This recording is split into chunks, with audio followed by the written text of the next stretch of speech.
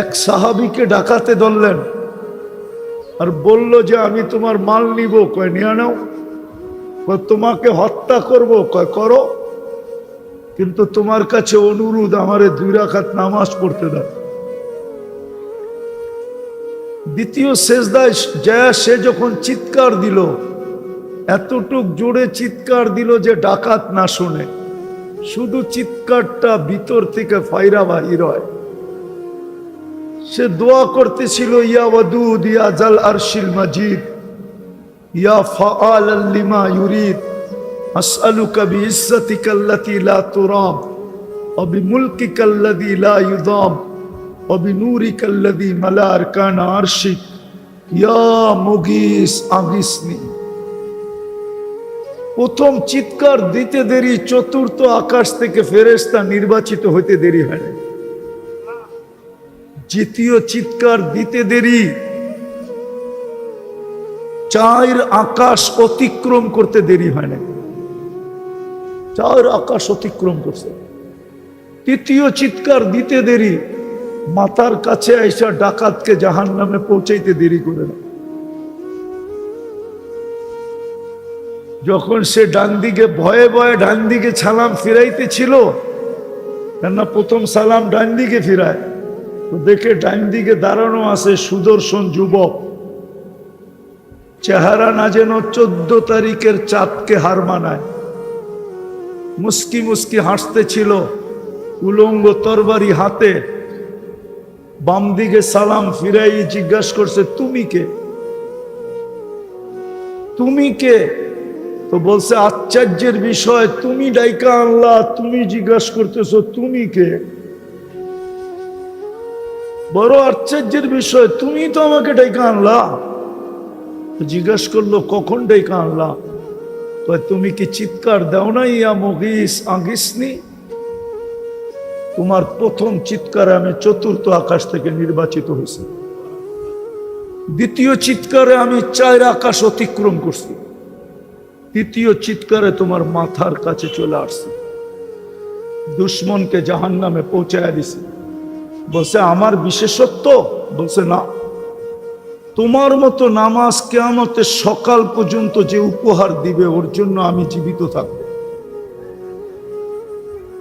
যেইখানে একজনের জন্য আকাশ থেকে সাহায্য আসতো, বুঝাইতে চাইতেছিলাম, বড় মনোযোগ, কেননা বেশি দিন থাকবো না এখানে, বেশি দিন থাকার সুযোগ নাই। কথা শুরু হয়েছিল ওইখান থেকে যে আল্লাহর হুকুম যত মানব তত দামি হব, আর আল্লাহর হুকুম মানব না তো যতই দামি হওয়ার চেষ্টা করি। কোরআন এই উম্মতকে বুঝাইছিল, কিন্তু এই উম্মত বোঝে নাই। কোরআন বড় সুস্পষ্ট বুঝাইছিল যে ওয়ালান তারদা আনকাল ইহুদ ওয়ালান নাসারা হাত্তা তাত্তাবিয়া মিল্লাতাহুম।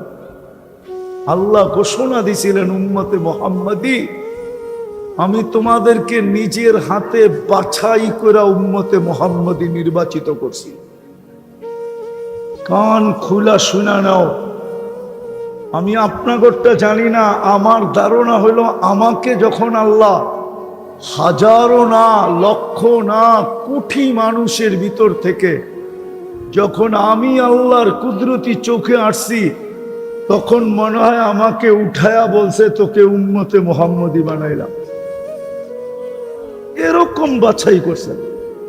কুরআন বলে হুয়াজতাবাকুম, আল্লাহ বলে তোমরা আমার কুদরতি হাতে বাছাইকৃত। ওই উম্মতকে আল্লাহ বলতেছেন লান তারদা। আমি যুবকদেরকে বলতে চাইতেছি, যুবক ভালো মতে শোনো, কাজে দিবে। যতই তুমি রঙিন হও না কেন অন্যের সাজে,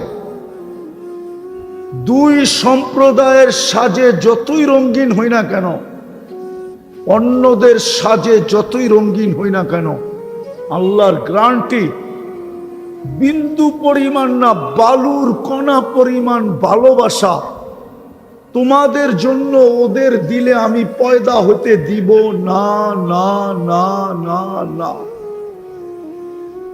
আমার সমাজ যতই ওদের রঙে রঙিন হোক না কেন,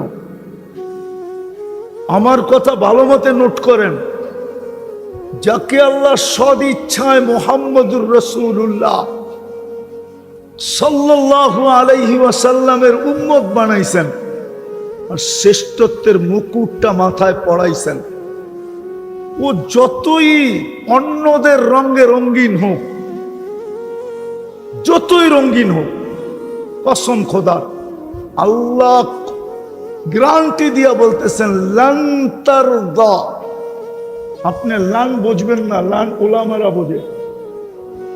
কোন দিন তোমাদের জন্য বিন্দু পরিমাণ ভালোবাসা আমি হইতে দিব না।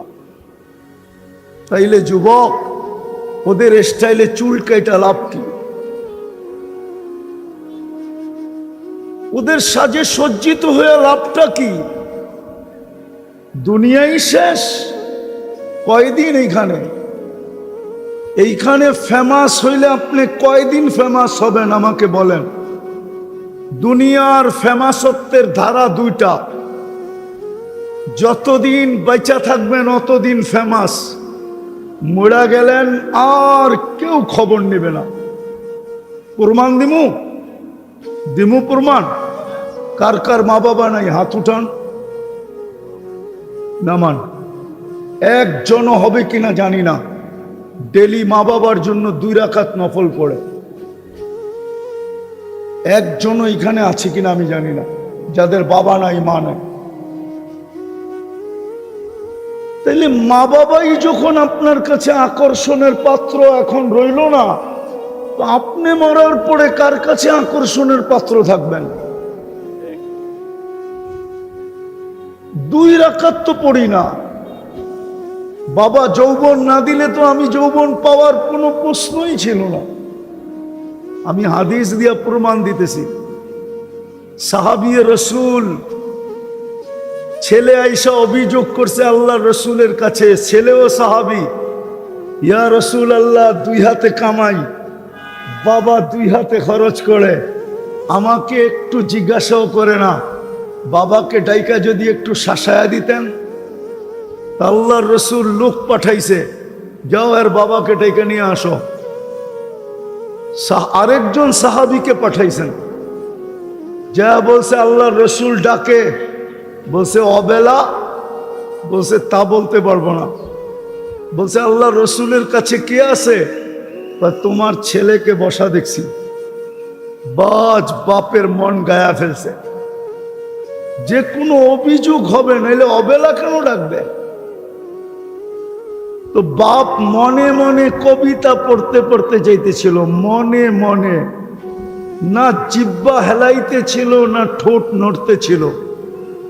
জিবরিল আলাইহিস সালাম আয়েশা বলছে আসতেছে আসামি, সালাম দিবে, জবাবটা দিয়া কবিতাগুলা শুনা নিবেন। ওই কবিতাগুলা কিতাবে আছে, ওলামারা ইচ্ছা করলে পড়তে পারে। ওই কবিতা লম্বা কিতাবে আছে, খুঁজলে পাবেন আপনি। তো যেটা বলতেছিলাম, তো সালাম দেওয়ার পরে আল্লাহ রসুল জবাব দিয়া বলছে কবিতা শোনাও। বলছে আমি তো মনে মনে আবৃত্তি করতেছিলাম। মান আম্বা আকা, আপনাকে খবর দিল কে? আল্লাহ রসুল বলে নব্বানি আল আলিমুল খাবির, আল্লাহ জানায় দিছে, বল কবিতা। কিন্তু আল্লাহর রসুলও জানা ছিল যে এই কবিতা আমাকেও কাঁদাবে, কেননা উনি আব্বাকে দেখেন নাই। মনের ভিতরে বাপের জন্য একটা শূন্যতা ছিল। তো আমি 2-4টা শুনাইতেছি তর্জমা। সাহাবী বলতেছিল যে একা ছিলাম, ভাবতেছিলাম 2 জন হব, 2 জন হইলাম, তো 2 জন মিলেই ভাবতেছিলাম আমাদের কুল ভরবে। যেদিন তুমি জন্ম নিলে, তো 2 জনেই বুদ্ধি করলাম যে আর আমরা আমাদের জন্য বাঁচবো না, বাঁচবো তো সন্তানের জন্যই বাঁচবো। প্রত্যেক মা বাবা কিন্তু সন্তানের জন্যই বাঁচে, ঠিক না? জানি না এখানে কোনো অটোওয়ালা আছে কিনা। প্রত্যেক অটোওয়ালা ডেলি 2, 4, 50টা না 100টা গালি খায়া বাড়িতে ফিরে, ঠিক না? মনে হয় বুঝাইতে পারি না। আবার যদি যুবকদের হাতে পড়া যায় তো ডেলি 2, 4টা থাপ্পড় খায়ও বাড়িতে ফিরে, ঠিক না? সত্য তো। কিন্তু পরের দিন তো উচিত ছিল আত্মমর্যাদা, এটাই বলা উচিত ছিল, করা উচিত ছিল যে পরের দিন আর অটোতে হাত লাগবে না। কালকে 100 গালি খাইলাম, 3টা থাপ্পড় খাইলাম, আজকে কেন আবার অটো হাতে নিব? পরের দিন হাতে নেয় না, নেয় না? কেন নেয়? বউ বাচ্চা আছে এই জন্য নেয়। বউ বাচ্চা না থাকলে কোনোদিন হাতে নিত না। শ্রমে পেশার মানুষগুলা, হায় হায় হায়, ওদেরও আত্মমর্যাদা আছে, যদিও আমার সমাজ বোঝে না। চাকরি যারা করে অন্যের কাছে, ওই চাকরদেরও কর্মচারীদেরও আত্মমর্যাদা আছে, কিন্তু ডেলি 2, 4, 20টা গালি খায়া বাড়িতে ফিরে। শুধু বাইচা আছে সন্তানের জন্য, বউ বাচ্চার জন্য। সাহাবিয়ে রসুল বলে, আমরা ভাবতাম যে আজ এখন বাঁচবো তো তোর জন্য বাঁচবো। আমি সংক্ষেপ করতেছি। তো সাহাবিয়ে রসুল বলতেছিল, তুই তো আমাকে একজন হিতাকাঙ্ক্ষীও ভাবতে পারতি। একজন হিতাকাঙ্ক্ষীও তো ভাবতে পারতি, বাপ না ভাবতি, একজন হিতাকাঙ্ক্ষী ভাবতি, একজন সহযোগী ভাবতি, একজন সহানুভূতিকারী ভাবতি। তুই আল্লাহর রসুলের কাছে আমার বিরুদ্ধে অভিযোগ দিলি তো দিলি কি করে? সে যখন পুরা ছন্দ শুনানোর পরে মুহাম্মদুর রাসূলুল্লাহর চোখ বায়া পানি পড়তে পড়তে দাড়ি ভিজা বুকের ভিতরে পড়তে ছিল, না আব্বাকে তো দেখেন নাই। কবিতা যখন শেষ, যুবকের কলার ধরে বলছে, কুম উঠ, আনতা ওয়া আবুকা আনতা ওয়া মালুকা লি আবিকা, উঠ, তুই আর তোর মাল তোর বাপের জন্য, তোর বাপের বিরুদ্ধে অভিযোগ। তো যেটা বুঝাইতেছিলাম, আকর্ষণ কতক্ষণ? বাবা ছিল যতক্ষণ, মা ছিল যতক্ষণ। বাদ দিলাম নামাজ, এই উম্মতকে তো আল্লাহ সুযোগ দিছেন দেখা। বললাম না, এই উম্মতের সাথে আল্লাহর ইয়ারি, দুস্তি, প্রেম, প্রীতি, ভালোবাসা, স্নেহ, মায়া, মমতা আর হবে না কেন? আমাদের পরে তো উম্মত নাই, আমাদের নবীজির পরে তো নবী নাই, আছে নাকি? জোরে তো কয় না দেখি, আছে না? বিশ্বাস করেন? হ্যাঁ, কে কে বিশ্বাস করেন আমাদের নবীজির পরে নবী আছে? হাত উঠান তো দেখি। আছে? বিদায় আল্লাহর ভান্ডারে যত ভালোবাসা আছে, যত স্নেহ আছে, মায়া আছে, মমতা আছে, সব কিছু আল্লাহ উঠায় আমাদেরকে দিয়ে দিচ্ছে। মনে হয় বুঝাইতে পারি না আপনাকে। এই জন্য আমাদেরকে দিছেন, একবার পড়লে 10 পারার সওয়াব পাওয়া যায়। 10 পারা, কয় পারা? কয়বার পড়লে? 2 বার, 3 বার? কি এর কিসের সওয়াব পাওয়া যায়? 30 পারা। কি কি? আরে জোরে বলেন। কোরআন। শুধু কোরআন না, এটা আল্লাহর কালাম, কালাম, কালাম, কালাম। আপনি কালাম বোঝেন না, কোরআন বুঝছেন। কালাম বুঝতেন যদি আমার মতো তুর পাহাড় দেখতেন। তুর পাহাড় দেখেন না তো কালাম বসবেন কোথেকে? ওইখানে গেলে বনের ভিতরে প্রথম ধাক্কা দেয় যে মুসা আলাইহিস সালাম তো এইখানে দাঁড়াই কথা বলতেন, ঠিক না?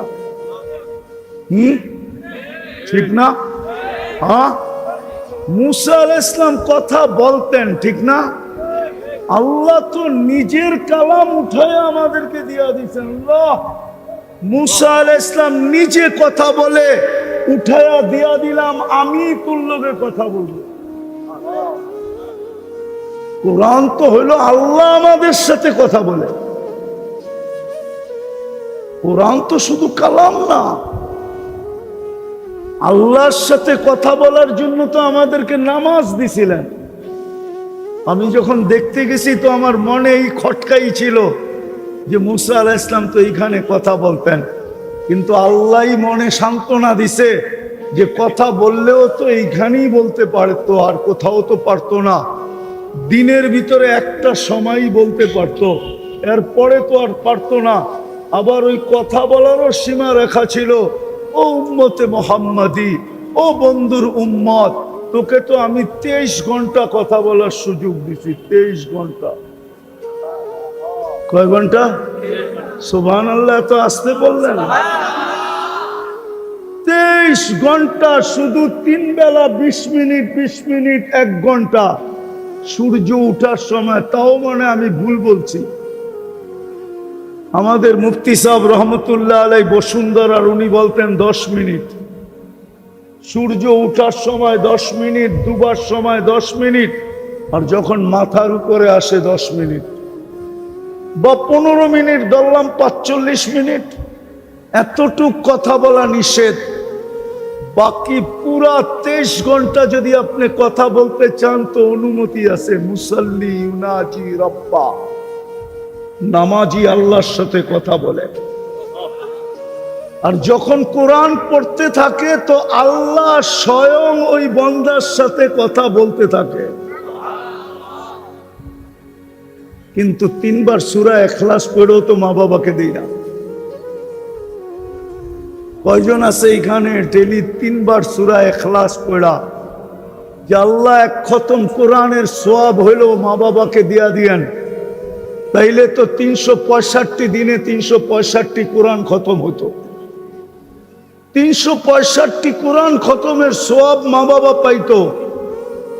বুঝা গেল আকর্ষণের পাত্র অতক্ষণ বাইচা আছে যতক্ষণ। বাইচা নাই আর আকর্ষণ নাই। আমি অতি তাড়াতাড়ি গুছায় নিয়ে আসবো কথাকে।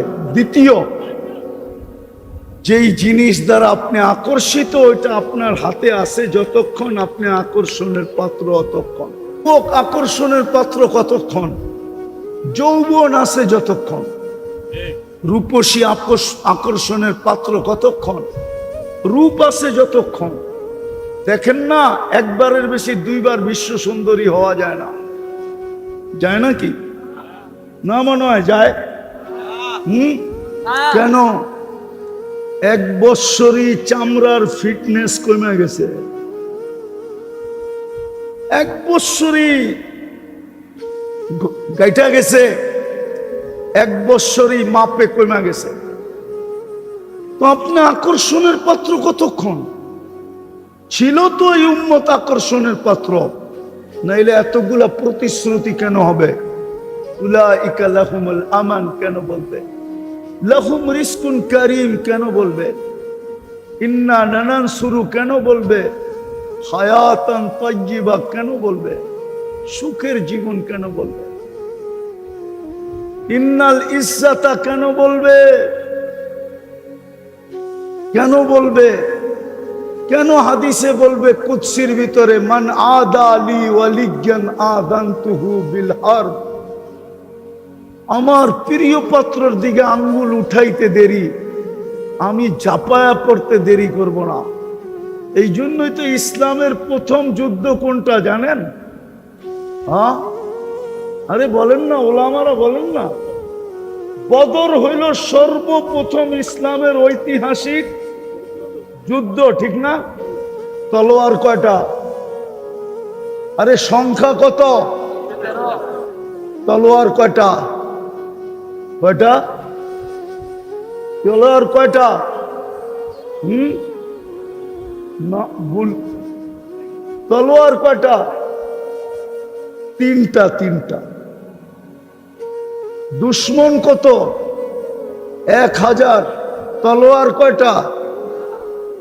দুর্বিয়া। দুশ্মনদের কাছে তলোয়ার যা সংখ্যা এর চেয়েও বেশি। মুসলমানের কাছে তলোয়ার তিনটা।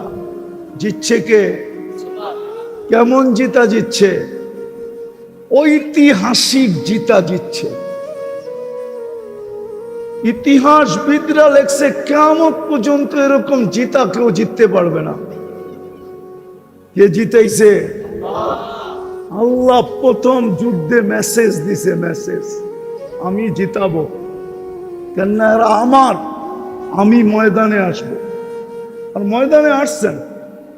যাক, এটা আমার বোঝানোর উদ্দেশ্য না, আমি যেটা বুঝাইতে চাইতেছি ওইটা বুঝাইতে চাই যে আপনি আর আমি আকর্ষণের পাত্র কতক্ষণ, কতক্ষণ বেঁচে থাকবো, যতক্ষণ, বা আকর্ষণের পাত্র হওয়ার জিনিসটা আমার কাছে থাকবে যতক্ষণ। রাগ হয় না, বলবো। কয়েকদিন আগেই তো দেখতাম মিডিয়াওয়ালারা তেল মারতে মারতে মারতে মারতে তেলের দাম বাড়ায় দিছিল, ঠিক না? আবার তেল ছাড়া পাকানো পত্রিকায় লিখতে শুরু করছে কেমনে তেল ছাড়া পাকানো যায়, কোন পদ্ধতিতে পাকাইলে তেল ছাড়াও পাক হবে, ঠিক না? ওদেরকেই তো দেখতেছি এখন স্বৈরাচার বলতে বলতে গলা শুকাইতেছে। এমন শুকান, মাঝে মাঝে আবার পানিও খায়। তাইলে বোঝা করে করেন যে কেমন মরুভূমির মতো গলা শুকায়। এই তো হলো দুনিয়া আকর্ষণের অবস্থা। আপনি কয়দিন দুনিয়ায় থাকবেন? কয়দিন আকর্ষণের পাত্র হবেন? আলী রাদিয়াল্লাহু তাআলা আনহু তো এই জন্যই বলছিল হাসান হুসাইন রাদিয়াল্লাহু তাআলা আনহুমাকে, সিরু ফি দিয়ারিহিম অনজুর ফি আসারিহিম ওয়াসআলুহুম আইনা হাল্লু। বেটা, পুরান ঐতিহ্যগুলা দেখো, খুঁটা খুঁটা দেখো, তারপরে চিৎকার দিয়া জিজ্ঞাসা করো ঐতিহ্য তো আছে, তোমরা কোথায়? বলছে বেটা, কোনো জবাব আসবে না। হ্যাঁ, যদি আসতো তাইলে এই জবাব আসতো, ইন্তাকালনা মিন দারিল গুরুর, ইন্তাকালনা মিন দারিল গুরুর। দোকার ঘরের থেকে বাহির হয়ে গেছি। সব দোকা ছিল, দোকা। যেমন আমি প্রমাণ দিলাম আমাদের মা বাবার সাথে আমাদের সম্পর্ক দোকার ছিল, দোকার।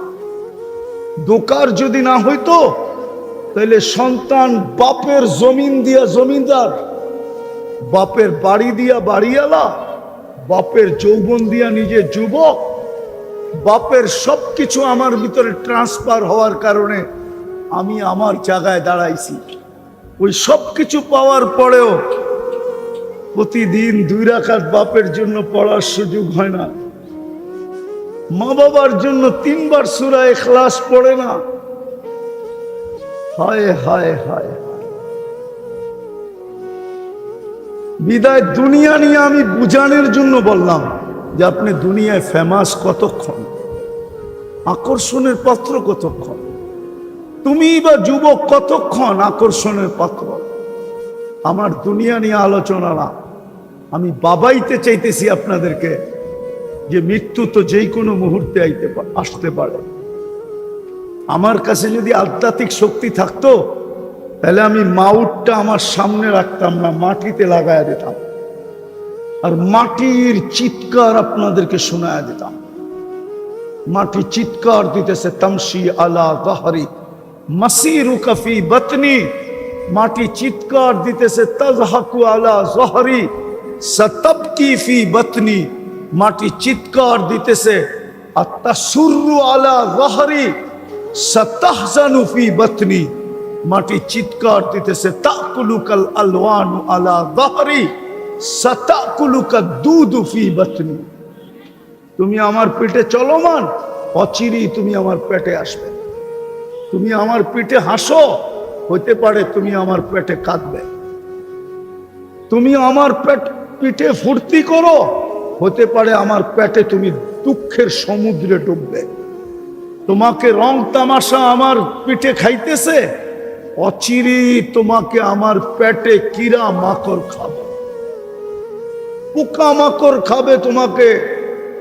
অচিরি জমিন প্রতিদিন পদধ্বনি আওয়াজ দিতেছে শতবার। যদি পারতাম তাহলে লাউড স্পিকার আজকে সূর্যের সময় ডুবার সময় লাগায়া সারা বাংলাদেশকে শোনায়া দিতাম যে সূর্য কি বলতে বলতে ডুবতেছে। সূর্য যেখানে ডুবে ওইখানেই বলতে বলতে ডুবে, লান আউদ ফি হায়াতিকা আবাদা। হতে পারে কালকে আর তোমরা কেউ আমাকে উঠতে দেখবে না। হ্যাঁ হ্যাঁ, সাভারের মানুষ, আমি চিনি ওই জায়গা যেখানে ঈসা আলাইহিস সালাম দাঁড়ায় জিজ্ঞাসা করছিলেন, কাইফা দাম্মারাকুমুল্লাহু তাদমিরা, আল্লাহ তোমাদেরকে সমূলে কিভাবে ধ্বংস করলেন। তো মাটির নিচের থেকে জবাব আসছে, বিতনা বিল আফিয়া, আমরা নিশ্চিন্তে ফুর্তি করতে করতে ঘুমায় গেছি। আমি যুবকদের পায়ে হাত দিয়ে জিজ্ঞাসা করি, ওরা তো ওই পর্যন্ত ঘুমায় না যতক্ষণ পর্যন্ত ওদের চোখ ওদেরকে বাধ্য না করে। অতক্ষণ পর্যন্ত তো ফেসবুকে দেখতে থাকে, নেটের ভিতরে দৌড়াইতে থাকে। যখন চোখ বাধ্য করে আর মেলা রাখতে পারে না, তখন হয়তো মোবাইলটা বুকে রেখা ডাইন দিকে বাম দিকে রেখা ঘুমায় যায়। এটাই তো সত্য। হ্যাঁ, আমরা সারা রাত্র ঘুরি, প্রোগ্রামতে ফিরতে হয়। রাত্র 1টা-1:30টার সময়ও দেখি সাদা দাড়ি পাকালা, দাড়ি পাইকা গেছে, ওই 1:30টার সময় 4 দোকানে টেলিভিশন দেখতেছে। নাই? হ্যাঁ, মাঝে মাঝে তো মনে চায় গাড়িটা থামায়া ওনাকে ধরে জড়ায় একটু কাঁদি যে এই বয়সে টেলিভিশন, এই 1:30টার সময়, অথচ আল্লাহ তো এখনই ডাকতেছে। 11:30টার কাছাকাছি রাজের 3 ভাগের 1 ভাগ অতিবাহিত হয়ে গেছে। আজকে 4:35-এ ফজর শুরু হবে, রাতের 3 ভাগের 1 ভাগ অতিবাহিত হয়ে গেছে। এখন তো আল্লাহ ডাকতেছেন, দুনিয়ার সমস্ত নিয়মকে ভঙ্গ করা, দুনিয়ার রীতি হইল নীতি হইল, আসামিকে ধরা হইল ক্রেডিট, আসামিকে হাত করা পড়ানো হইল গৌরবের বিষয়, বেড়ি পড়ানোর গৌরবের বিষয়, কাঠগোড়ায় দাঁড় করানো গৌরবের বিষয়, শুলিতে চড়ানে গৌরবের বিষয়। আল্লাহ তো এখন ডাকতেছে, হালমিম মুস্তাগফির, কে আসিস আসামি, হাত উঠানা, উঠাইতে দেরি, আমি মাফ করতে দেরি করব না। উচিত তো ছিল ওই দাড়ি পাকাওয়ালা ওই সময় চিৎকার দিয়া বলবে, আল্লাহ আসামি মাফ করে দে, আর উনি দেখতেছে টেলিভিশন।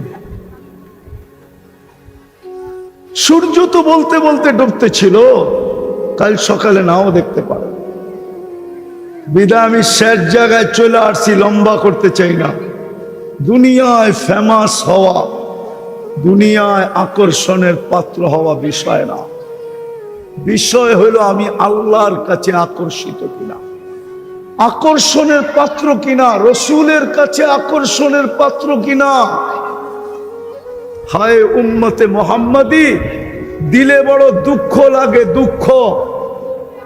আমরা সব আল্লাহর রসুলকে নবী বলে স্বীকার করি তো, কলেমা পড়ছি তো, সত্য তো, নবী বলে স্বীকার করেন তো?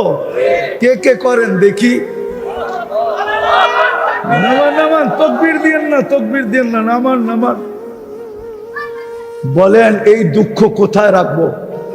আবু জাহেল যদি কাফের হইয়া, দুশ্মন হইয়া, হাজারো বার যদি এই চোখের কপালের চক্ষু দিয়া ডাইরেক্ট মুহাম্মদুর রাসূলুল্লাহকে দেখতে পারে, আমি তো ওনারই উম্মত, এই মজমায় কয়জন বলতে পারবে যে আমি স্বপ্নে হইলেও একবার দেখছি? বুঝাইতে পারি না, বুঝাইতে পারি নাই।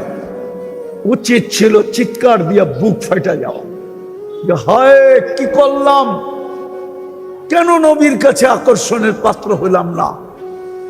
যদি মুহাম্মদুর রাসূলুল্লাহর কাছে আকর্ষণের পাত্র হইতাম, তাইলে তো অবশ্যই স্বপ্নে আমাকে আইসা দেখা দিতেন দেখি না দেখা দেয়। আরে দেখি না দেখা দেয়, কোনটা সত্য? ওলামা বলুক দেখা দেয় না দেখি? দেখা। আমাদেরকে তো দেখা দিল না, কয়জনকে দিল? আর রব্বে কাবার কসম, যাকে একবার দেখা দিছে ওর ভাগ্য খুলে গেছে, চিরজীবনের জন্য গেট খুলে গেছে, আর কোনোদিন কেউ বন্ধ করতে পারবে না। অথচ আবু জাহেল দেখলো, উতবা দেখলো, সাইবা দেখলো, আর আমি কলেমা পড়েও দেখলাম না। এই দুঃখ কি দিলে লাগে না? না, মনে হয় আপনাদের লাগে না। লাগবে কোত্থেকে? রাগ হয়ে যাবেন? হ্যাঁ, সাবার তো ছোটবেলার থেকেও চিনি, ঠিক না? বড়ই তো হইছি ঢাকা শহরে, রাগ হয়ে যাবেন মনে হয়? এক কাঠা বেচলেই তো কোটি টাকা, ঠিক না? তো আর আল্লাহর রসুলের চোখে দেখার দরকার কি?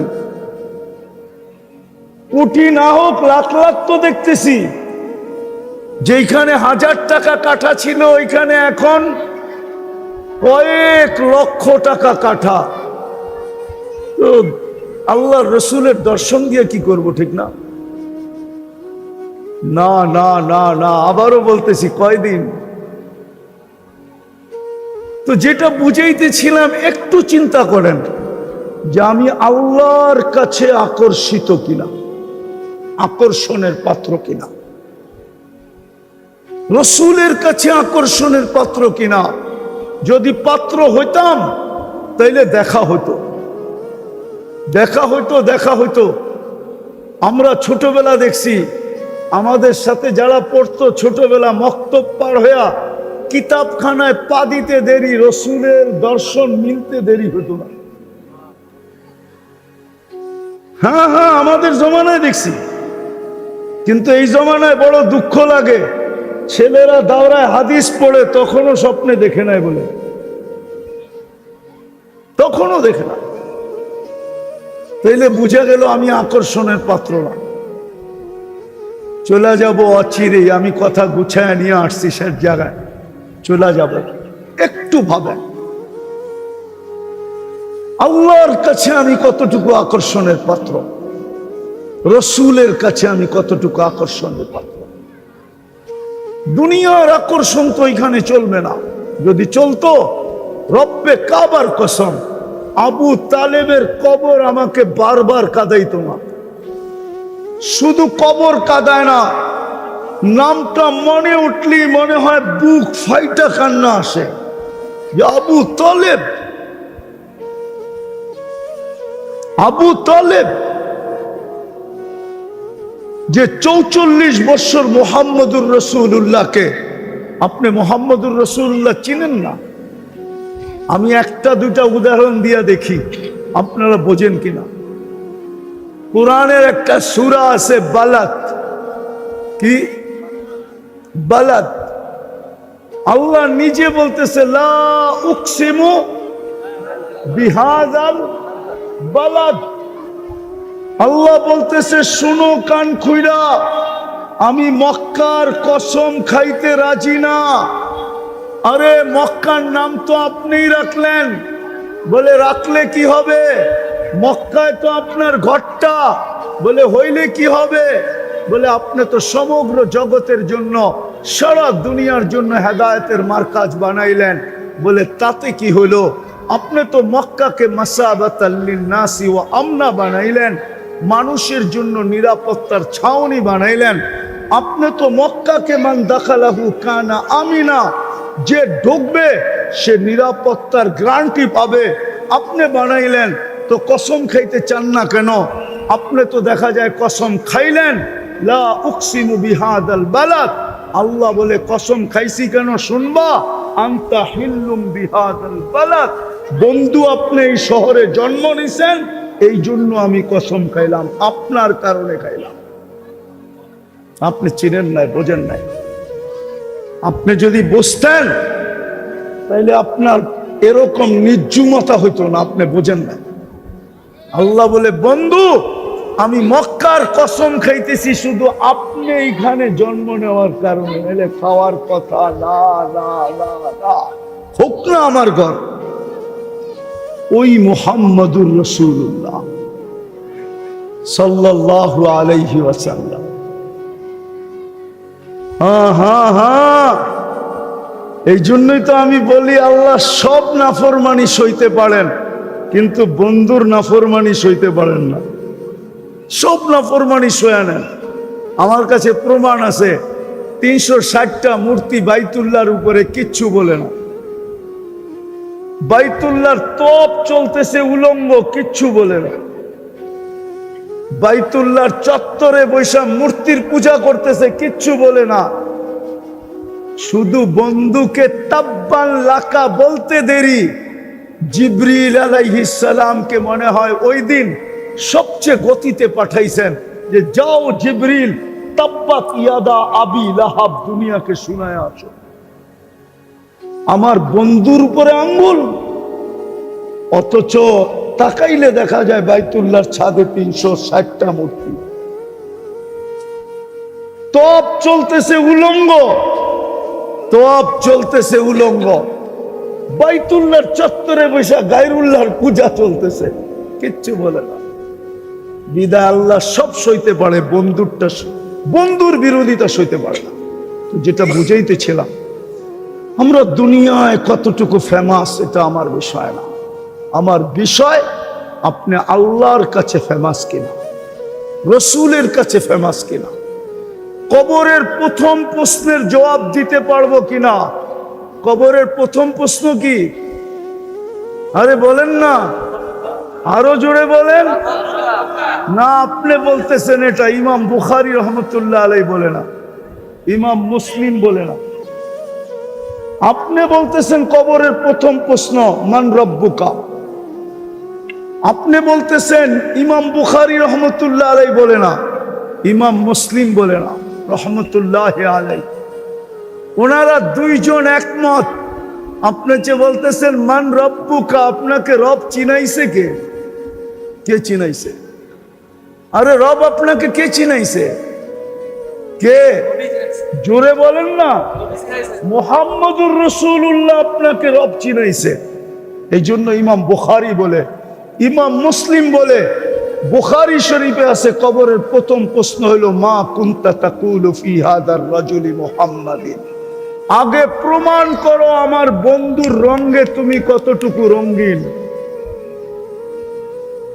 আমার বন্ধুর রঙে তুমি কতটুকু রঙিন, সাজে কতটুকু তুমি সাজুগুজু, আমার বন্ধুর মতো তোমার চেহারা কতটুকু, আমার বন্ধুর পোশাকে তুমি কতটুকু সজ্জিত, আমার বন্ধুর মতো তুমি চুল কাটো কিনা, আমার বন্ধুর স্টাইলে তুমি খাও কিনা, আমার বন্ধুর আদর্শে তুমি হাঁটো কিনা, আমার বন্ধুর আদর্শে তুমি ঘুমাও কিনা। প্রথম প্রশ্ন এটাই হবে। এটা ভাইবেন না যে প্রশ্ন উত্তর হবে না, প্রশ্ন উত্তর এটাই প্রথম হবে। ইমাম বুখারী লেখছে, আমি লিখি নাই। বুখারী শরীফ খুলে দেখেন, কিতাবুল জানায়েজ, এই হাদিস 15 জায়গায় আছে, 15-16 জায়গায়। ইমাম বুখারী পুরা বুখারীর ভিতরে প্রত্যেকবার উনি প্রমাণ করছে কবরের প্রথম প্রশ্ন মা কুনতা তাকুলু ফি হাদার রাজুলি মুহাম্মাদিন। বিদায় আমার কথা হলো আপনি আর আমি আল্লাহর কাছে কতটুকু আকর্ষণের পাত্র, দুনিয়ায় কতটুকু ওটা আমার বিষয় না। দুনিয়ায় তো কাঠ দিয়া কাঠ পিটায়ও আকর্ষণের পাত্র হওয়া যায়।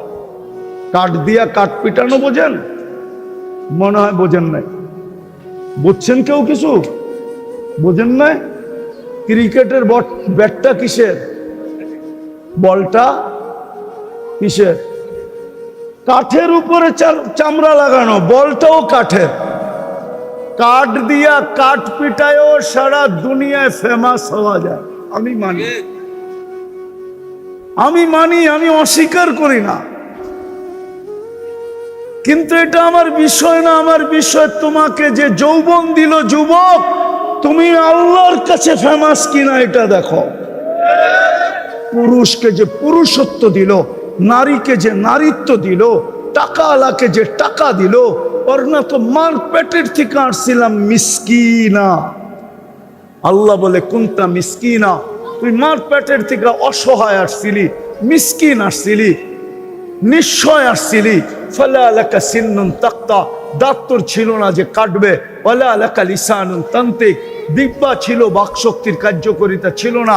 ওয়ালা লাকা উদুনুন তাসমা, কান ছিল, শ্রবণ শক্তির কার্যকারিতা ছিল না। ওয়ালা লাকা আইনুন তানদুর, চক্ষু ছিল, দৃষ্টি শক্তির কার্যকারিতা ছিল না। ওয়ালা লাকা আকলুন তুমাইয়িজ, মগজ ছিল, ভালো মন্দ বুঝার ক্ষমতা ছিল না। ওয়ালা লাকা কলবুন তাতাফাক্কার, দিল ছিল, চিন্তা কি জিনিস তুমি জানতে না। ওয়ালা লাকা ইয়াদুন তাফতিশ, হাত ছিল, ধরার ক্ষমতাই ছিল না কর্ম করতে কা। ওয়ালা লাকা রিজলুন তামশি, পাও ছিল, চলার ক্ষমতা ছিল না। কুনতা সগীরা, বড় ছোট ছিলা। কুনতা দাঈফা, বড় দুর্বল ছিলা। কুনতা জাহিলা, বড় অজ্ঞ ছিলা। ফামান আগনাকা, তোকে স্বয়ং সম্পূর্ণ কে করলো? কে করলো তোমাকে স্বয়ং সম্পূর্ণ? কে করলো? আরে কে করছে? বিদায় আমার আলোচ্য বিষয় যুবক, তুমি দুনিয়ায় ফেমাস আমি জানি, সারা দুনিয়া তোমার যৌবনের দিকে তাকায় থাকে এটাও জানি, কিন্তু আমার এটা বিষয় না। বিষয় আল্লাহর কাছে ফেমাস কিনা, রসুলের কাছে ফেমাস কিনা। কেমন ফেমাস আমি দুই তিনটা দেখাইতেছি, কুরআন থেকে দেখাইতেছি দুই তিনটা, হাদিস থেকে দেখাবো দুই একটা, যে এমন ফেমাস মৃত্যু যখনই যে আসুক তাতানাজ্জালু আলাইহিমুল মালাইকা, ফেরেশতা যেন আমাকে প্রটোকল দিতে আসে, ফেরেশতা যেন আমাকে নিয়ে যেতে আসে প্রটোকল দিয়া। ডাইনে থাকবে, বামে থাকবে, সামনে থাকবে, পিছে থাকবে। নাহনু আউলিয়াউকুম ফিল হায়াতিদ দুনিয়া ওয়া ফিল আখিরাহ, বলবে দুনিয়ায় ছিলাম, আখিরাতেও থাকবো। আমরা যখন চতুর্দিকে থাকবো, তুমি যখন আমরা আমাদের মধ্যখানে থাকবে, তো আল্লাহ তাখাফু, তোমার ভয় কিসের? ওয়ালা তাহজানু, আর তোমার চিন্তাই বা কিসের? এরকম ফেমাস জালালউদ্দিন সুয়ুতি লেখছেন। এই জন্য আমি বলতেছি রহমতুল্লাহি আলাইহি, কবরের পাশে যখন লাশ যাবে, তো কবর যেন বলে ইদান উহাব্বিলু লাকা বাতনি খাদরা, তোকে রাখতে দেরি, আমার পেট সবুজ শ্যামল হইতে দেরি হবে না। যেটাকে আল্লাহর রসুল বলছে রাউদাতুম মিন রিয়াদিল জান্নাহ। আমি সাভারের উলামাদেরকে একটা তথ্য দিয়া যেতেছি। তথ্য, একজন আলেম ছিলেন সিরিয়ার, হাজারো বৎসর আগের, হাজারো বৎসর। নাম ছিলেন আব্দুর রহমান হাফফার, আব্দুর রহমান আল হাফফার। উনি বুড়া বয়সে আলেম হয়েছিলেন, বুড়া বয়সে। উনার বংশগত পেশা ছিল দামেস্কের কবরস্থানে কবর খোদাই করা, কবর খোদাই করা। উনি যখন মাদ্রাসায় পড়তে গেছেন, তখন বুড়া বয়সে উনাকে মাদ্রাসাওয়ালা জিজ্ঞাসা করছে, জামিয়া দামেস্ক জিজ্ঞাসা করছে, তোর ভিতরে তো নাই কিছু, তুই পড়বি কি? বয়সই তো শেষ। বলছে আমি পড়বো। বলছে কি দেখা তুমি এই বয়সে পড়তে আসলা? তো উনি দুইটা কবরের কাহিনী বলছিলেন, নিজের চোখের দেখা। বলে তারপরের থেকে আমার মনের ভিতরে ঢুকছে, আমি আলেম না হয়ে মরতে চাই না। কাহিনী বলার সময় নেই আমার কাছে, শুধু আমাদেরকে তথ্য দিলাম, কিতাব গাইটা বাইর করুক আব্দুর রহমান আল হাফফার। তাইলে জালালউদ্দিন সুয়ুতির কথা বুঝে আসবে যে কবর জান্নাতের বাগান হবে। আগে বলবে ওয়ায়ুহাব্বিল জিসমাকা নূরা, তোর শরীর নুরানি হয়ে যাবে, আলো আর আলো, আলো আর আলো। ওয়ায়াসআদ রূহুকা ইলাল্লাহ, তোর রূহ আল্লাহর সান্নিধ্যে চলে যাবে। তারাল জান্নাতা গুদুওয়াম ওয়া আশিয়া, তুমি সকাল বিকাল জান্নাত দেখবে। চান আল্লাহ রসুলের কাছে ফেমাস হইতে? আরে চান নাকি? হ্যাঁ, কে কে চান দেখি? পাক্কা? হ্যাঁ হ্যাঁ, তাহলে প্রথম কাম করতে হবে, আল্লাহর কাছে তওবা করেন অতীত থেকে। আগে বলেন আল্লাহ অতীত থেকে তওবা করলাম। দুই হাত উঠায় বলেন আল্লাহ অতীত থেকে তওবা করলাম। নামান যদি মনের থেকে করে থাকেন আপনি নিষ্পাপ।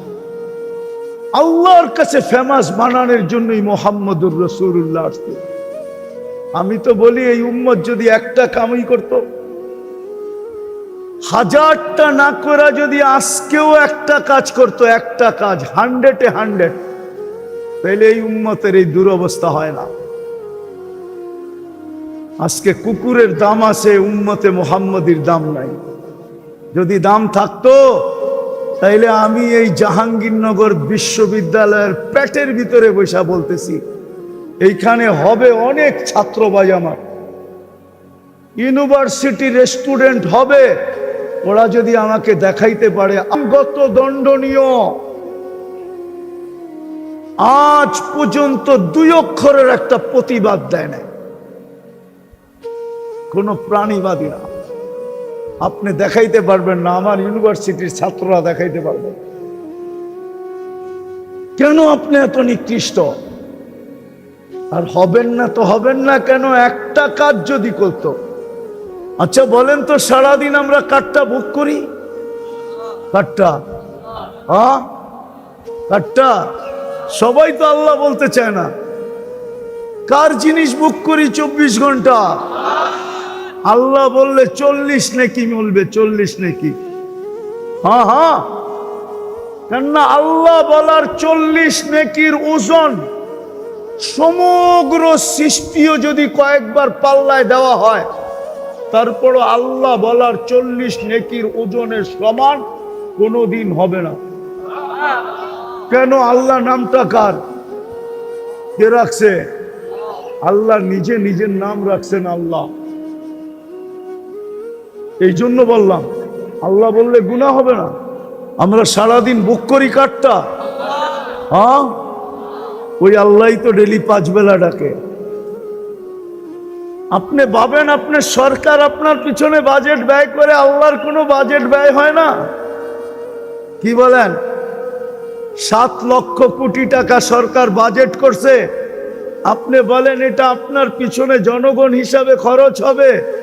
আল্লাহ কি আপনার জন্য কোনো বাজেট ব্যয় করে না? আচ্ছা একটা জিজ্ঞাসা করি, জিহ্বা কি কাজ করে?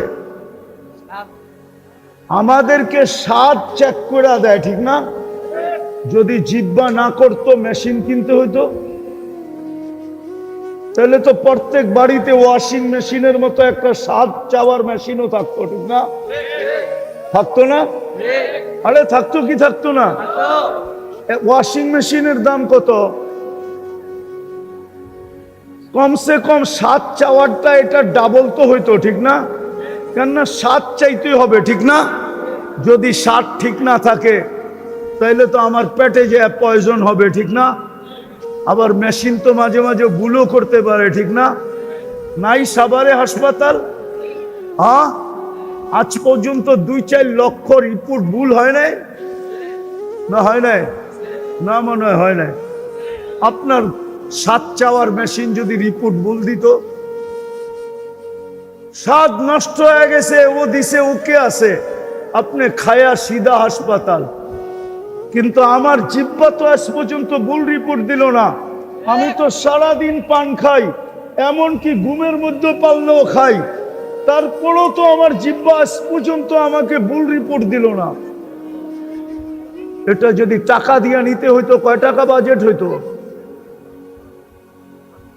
হায় হায় হায়, যদি পানির দামে অক্সিজেন কিনতে হইতো, আমি ইউনিভার্সিটির ছেলেদেরকে বলতেছি তো ডেলি 16,500 টাকা বিল দিতে হইতো। আমরা ডেলি 550 লিটার অক্সিজেন নেই, 30 টাকা পার লিটার যদি দাম ধরা হয়। সারাদিন যারটা ভোগ করি, যিনি সারাদিন আমাকে সুরক্ষা দেয়, একটা কাজেই যদি করতাম, এই উম্মত একটা কাজ যদি 100% করত, 5 ওয়াক্ত নামাজ যদি পড়তো,